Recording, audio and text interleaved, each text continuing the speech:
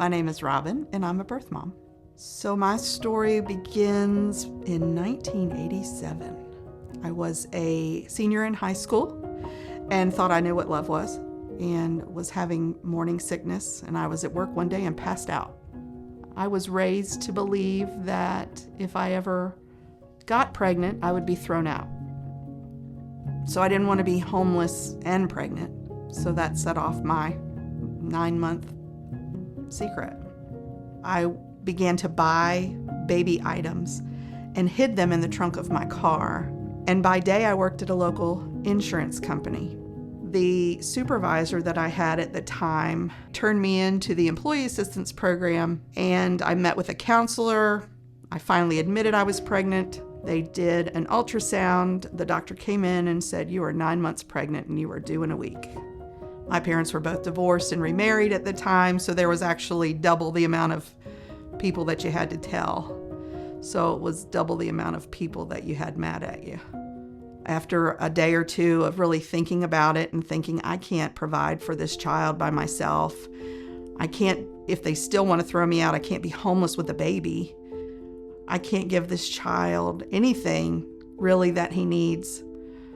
So I consented to placing him for adoption. So I went into labor and I was at work. And at that moment, the fear shot through me because I didn't know what was getting ready to happen. And because I was placing him in an adoption, they did not let anybody in the room with me. I went through 13 hours in the hospital of labor and delivery by myself. No family, no friends, no father of the baby.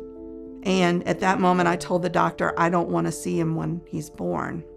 Because I had had this pregnancy that everybody was so ashamed of, my father thought it would be in the best interest to tell the hospital, she is not to be on the maternity floor with other babies and other moms. You will put her on the 5th floor, which was a surgical floor. So I was wheeled upstairs to the 5th floor, and he told the hospital absolutely no visitors and no gifts, no flowers, no nothing. A social worker came in, and when it came time to sign the birth certificate, she asked if I wanted to name him, and I said yes, because I figured that was the only thing I had to give him was a name, because they were calling him baby boy, baby boy. After we signed the paperwork, or I signed the paperwork, she said, "Do you want to see him?" And I said, "I do." So I went downstairs with my boyfriend, and we held him for about 4 hours. It was 8 pounds, 1.5 ounces, and 21 inches long. I was trying to take it all in as best I could. And then the next day I left the hospital and left him there.